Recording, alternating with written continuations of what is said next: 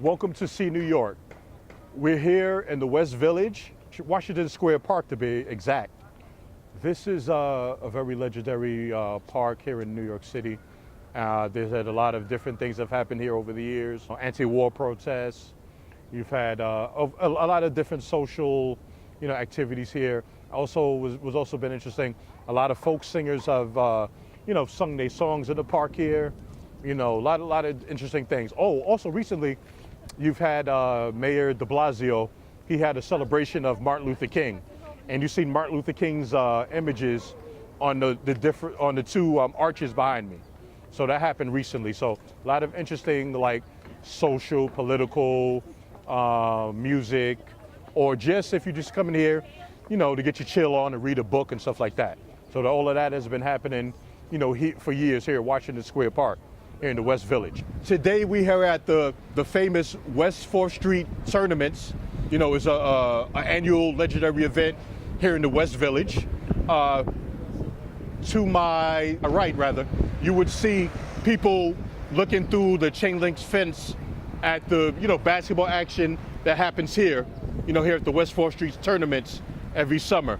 You see basketball, NBA basketball legends. You see what they call schoolyard legends who have played here for many years. So this is one of the places in the village that you would want to see. Okay, behind me is the legendary IFC Center.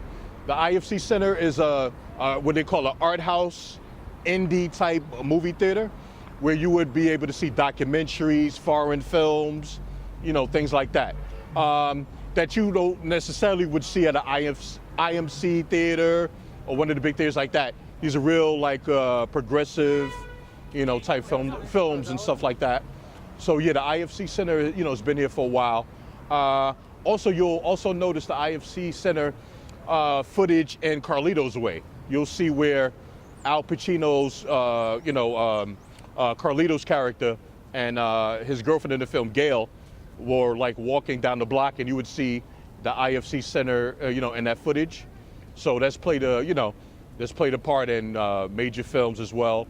Yeah, so if you want to go see, like I say, progressive, indie, foreign documentaries, those type genre films, that would be the place you would go to see it here in the West Village, the IFC Center.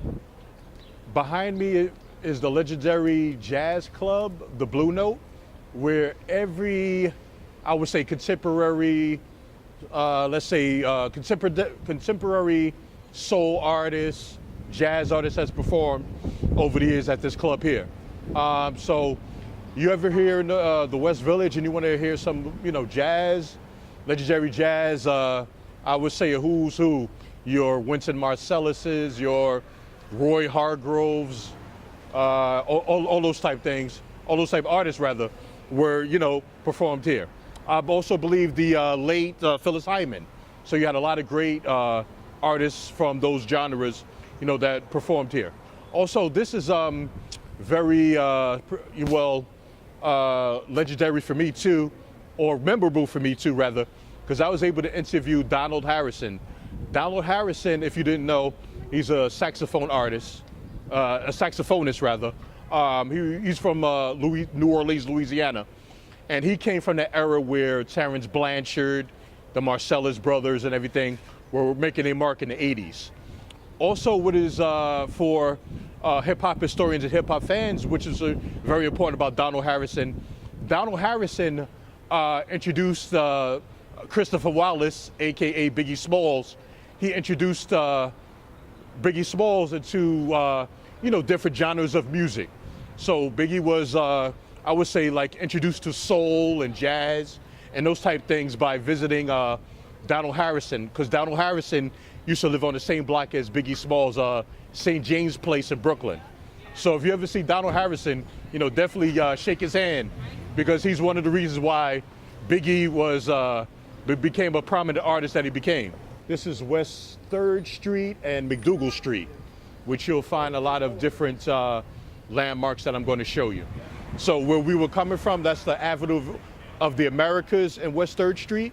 But right now, this is McDougal and West 3rd Street. I'm gonna take you around the corner to show you some more landmarks. Now we're here in front of Groove NYC, where you have a lot of live music during the weekend, and stuff like that. I'm aware this is a very happening place, and it continues the tradition of here in the West Village of great venues where you'll be able to see live music. And back of me as well, you'll see some of the historic rock artists of the past, whether it be Jim Morrison. I see Jimi Hendrix behind me. You see the Beatles, Jerry Garcia. You see Bob Dylan. So you see a lot of the rock greats who have done a lot of things in the past. Your Eric Claptons, and also at the bottom, I see the artists who drew this art, this incredible art here, rather. So this is a very good thing. So this just I guess just shows like some of the the history and different things of the artists of the past. And then if you go to the other board, the other drawing rather, you'll see your Pearl Bailey. What's that? Ray Charles, James Brown. So you'll see a lot of great, artists that this gentleman Rico drew. So yeah, so definitely take a picture in front of here while you're in the West Village, and stuff like that. Tell your friends you've been here. This is one of the ways you could tell them you're front of here, Groove NYC. And like I said, this way you'll be able to see some nice performances as well while you're in town. Okay, behind me is another legendary place, Cafe Reggio. Cafe Reggio is significant for a lot of reasons. One of the three reasons, okay, a lot of movies have been shot here. Next time you watch Richard Roundtree and Shaft, you'll see him have a conversation inside of Cafe Reggio. So just look, like I said, next time you see Shaft, look at that picture and you'll see him walking out of Cafe Reggio, having a conversation and everything like that. So you'll see that. Also, which is also interesting, you had Serpico was shot here, and some other legendary movies were shot here. Also, what's significant about Cafe Reggio is the first cappuccino ever sold in the U.S. was sold here at Cafe Reggio. Not Starbucks or your local cafe, but here in Cafe Reggio. Also, another interesting thing that happened here historically, John F. Kennedy, before he became president, he made a speech here. The late 1950s or so. So before John F. Kennedy, became president, he also came down here to Cafe Reggio, to make a speech out here and stuff like that. I would love to see the detail, the security detail that day. Behind me we have Mamoun's falafel place, which to me is, and to many people, the best falafel place here in the West Village. So you get a chance to, head down here McDougal Street, stop by falafel, by Mamoun's falafels rather, and then you won't be disappointed. Like I say, the best falafels here in the West Village. When you go down in the Comedy Cellar, you'll see that, pictures of your favorite artists. Your favorite comedians have been here, be it Chris Rock, be it Amy Schumer, be it Dave Chappelle, on and on and on. Have got their start, or even when they became established, they still will work out some of their comedy route, they stand-up comedy here at the Comedy Cellar. So don't be surprised. Maybe you'll run into a Dave Chappelle, Chris Rock, or Amy Schumer, Tracy Morgan, or somebody like that, working out their comedy, here at the Comedy Cellar. And also, of course, you'll be able to say that in the few years that you've seen a comic, who got a start here at the Comedy Cellar. Also, you just saw the Comedy Cellar, which I told you a lot of famous comedians got their start and everything like that.